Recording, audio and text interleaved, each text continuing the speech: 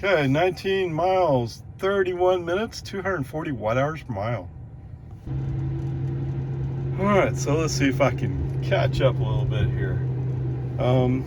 Coming out Loman Ford, there's a guy pulling a boat who's turning right.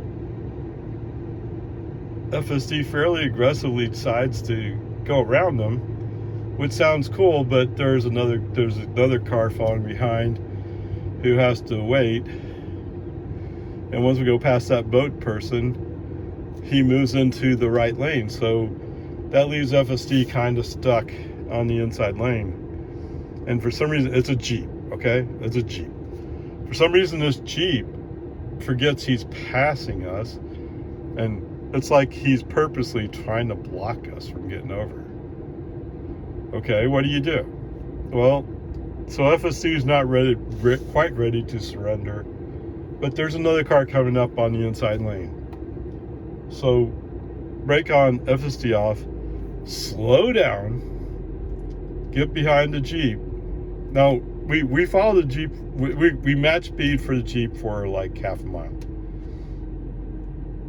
Brake on, FSD off, get behind the Jeep, and once we're over, once the Jeep is no longer blocking us, then he says, oh, actually, I'm going faster. And he starts pulling away.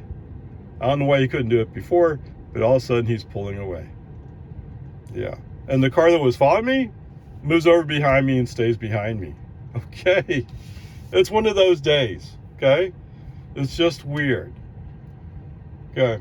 Coming up to the construction zone out there on 1431. There's a car coming over the hill. He's coming on kind of aggressively. He keeps coming aggressively, but FSD makes the decision to go in front of him, and he has to wait. Yes, sirree, Bob. In the meantime, the vehicles that were in front of me, they're taking off until they catch up to a person who's actually obeying the speed limit. Yeah, what was the point? It's a construction zone. You know people are going to slow down there. You're not going to be able to go 70 miles an hour through there, or even 60. Keep in mind, it's normally a 55 highway speed. All right, so there's that part. As we leave Jonestown, all these people are just backing up. Oh, so it was a Lexus. It was Lexus who passed me before we got to the construction zone, and he was flying along. And it turns out I passed that Lexus before we get to Cedar Park. Yeah. Come on, man. Okay, whatever. Peace and harmony, that's the way it is. It just keeps going back and forth. Eventually, I managed to get into the inside lane. I managed to sort of move up a little bit, although there's a vehicle that's, oh no, I'm faster than a Tesla. You mean you're faster than a golf cart? Is that what you're trying to say? You're not faster than a Tesla. No, you're not. But whatever, he's playing some kind of game where sometimes speeds up, sometimes slows down. I mean, sometimes down to 45, whatever. At this point, I'm getting like, no, I don't want to have FSD invoked following this guy. I'll take over, I'll drive. When we finally get over to New Hope, FSD back on. No problemos. I mean, once again, it's just some people are going slow today. And pull up in front of the house. We actually on the other side of the light pole, but there's no car to give FSD an indication where the parking space starts. I don't know why he needs it. We're here. Brake on, FSD off. There you go. All right, so yesterday I was kind of questioning whether or not I actually had to have my hands on the wheel. I guess the right answer is I still have to have my hands on the wheel. Maybe not heavy, but at least a touch. Because if I don't touch it, after a while it will nag. So there you go. There's that answer. You got to at least rest your hands on the wheel. At least for now. And this is 12.3.6. All right, welcome to Big Turkey Land. 17 miles, 32 minutes, 198 watt-hours per mile.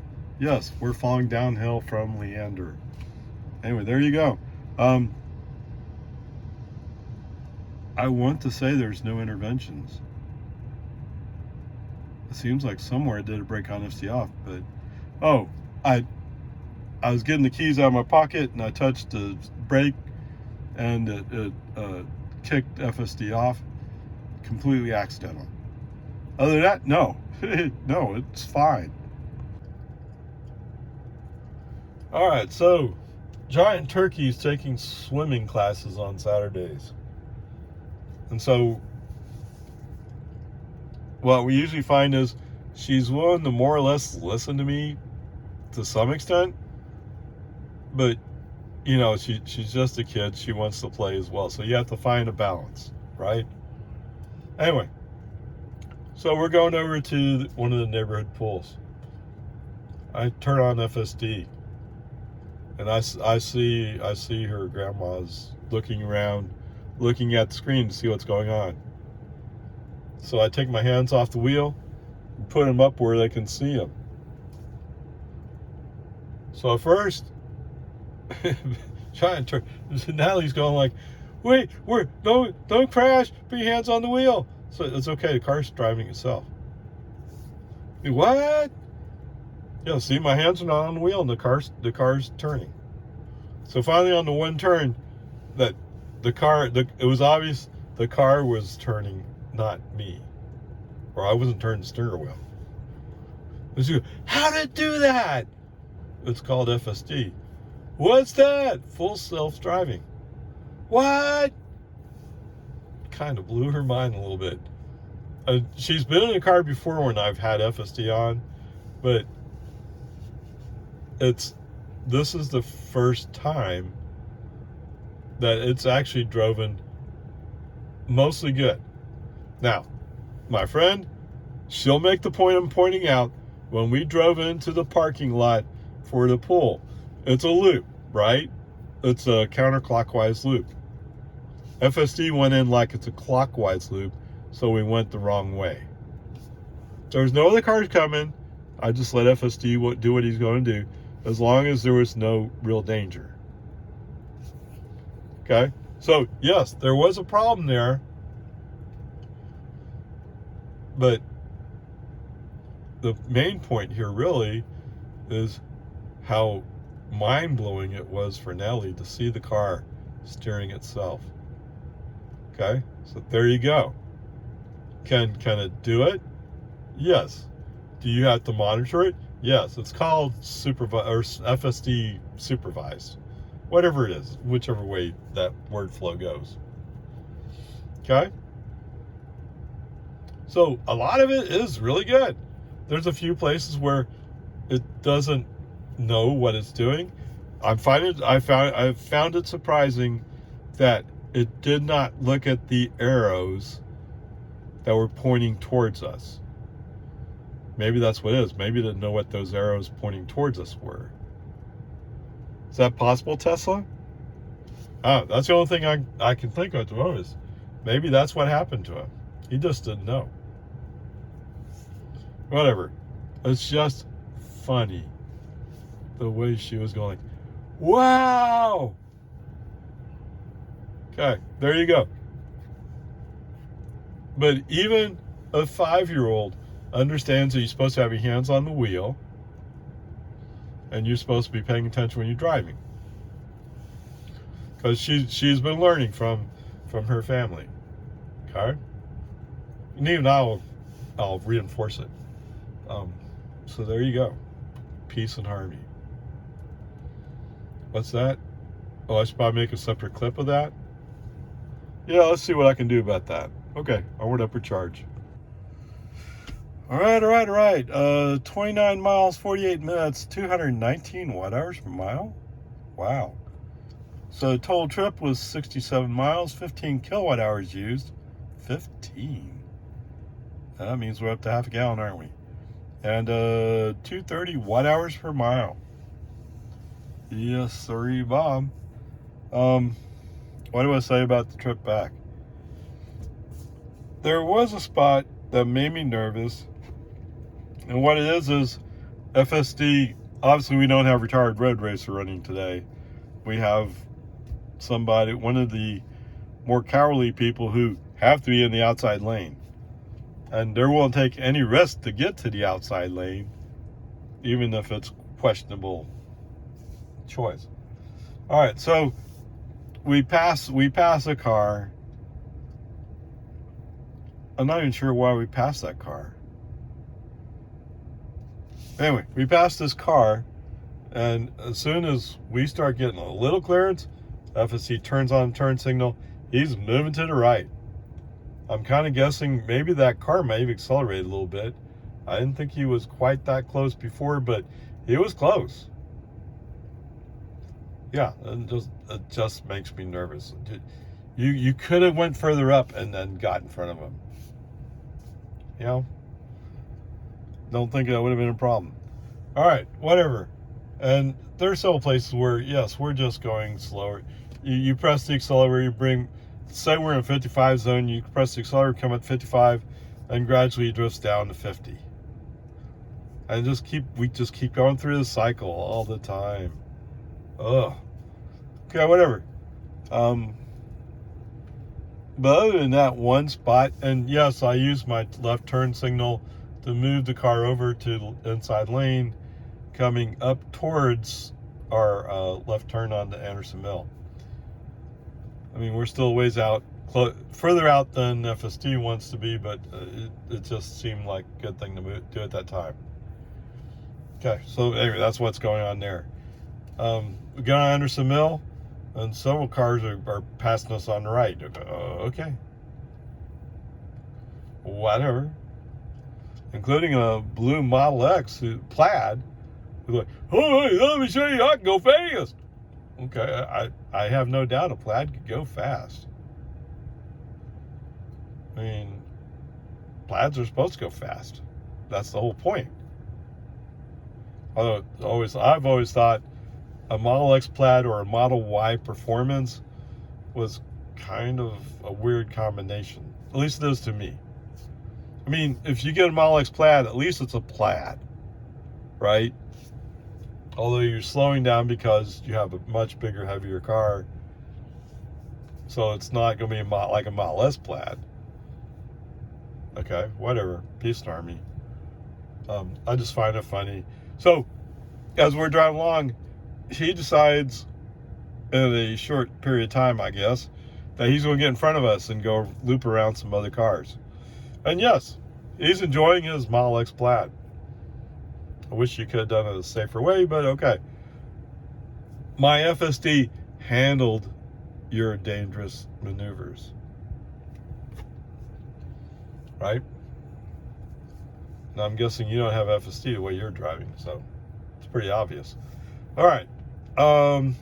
As we're driving along Anderson Mill, yes, we encountered a magical Tesla 25 mile per hour speed zone. Why? It's obviously map data, because there's no signs there saying it, and it's not going the other way. It's just that one spot. Okay, whatever. Screw up the school wheel. I hope somebody somewhere is going to Elon with the report saying, hey, this guy was going really fast. He got the blue rectangle of overspeeding. Well, if you just fixed your map data or took the map data out and let me use the speed limit signs, one way or the other, we'd be good. Yeah. All right, so whatever.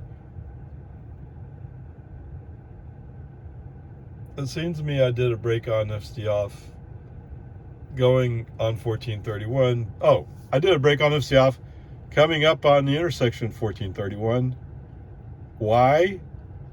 Because FSD wanted to go to the inside left turn lane, which already had 3 cars in it. Why go to that lane when the outside left turn lane has 0 cars in it? Yes. I don't have to wait for any ICE vehicles to figure out where their accelerator pedal is. What? What? Oh, yeah, I'm sorry. Wait for their turbos to spool up. Is that what it is? I mean, it doesn't really matter to me what it is that's taking so long for your car to move. Because I'm ready to go now. Kind of like the the Chevy Chevy Tahoe the other day. Where I'm going to big rush. Roll up to the traffic light. As soon as the light turns green, the Tahoe's lost in the smoke behind me. Yes. Now, granted, I used a little bit more performance to do that particular spot. But even when I'm allowing FSD to accelerate at the speed he wants to accelerate, most cars are quickly going backwards. It's only a handful of cars that are accelerating hard enough to stay up with me. Yeah. You can keep your noise that indicates your car has soul. But I tell you, the people who measure by numbers, they're going like, no, electric cars is the way to go. Yes. Drag racing, Ford F-150 blows away almost everybody. TFL, go look it up. TFL EV, I guess it is. Okay? Not that I'm a big supporter of them, but they were doing some drag races. Granted, it's up in Colorado, so it's at elevation, but they're blowing away everybody except for the most modified stock cars, or whatever you call those guys. All right, so whatever. Peace and harmony. For the most part, we're doing good here. In Jonestown, I do the left turn signal movement to the inside lane to avoid the right lane closed ahead. He didn't particularly like that. Brake on, FSD off. That's okay. I'll take it into the construction zone myself. That's all right. I get that you don't care. I don't know why. And I think somebody on YouTube was talking about FSD setup and separating the concerns of construction barriers, indications, and stuff like that from map data. Okay? I'm not quite sure why. I mean, they're from, I think this is from Florida.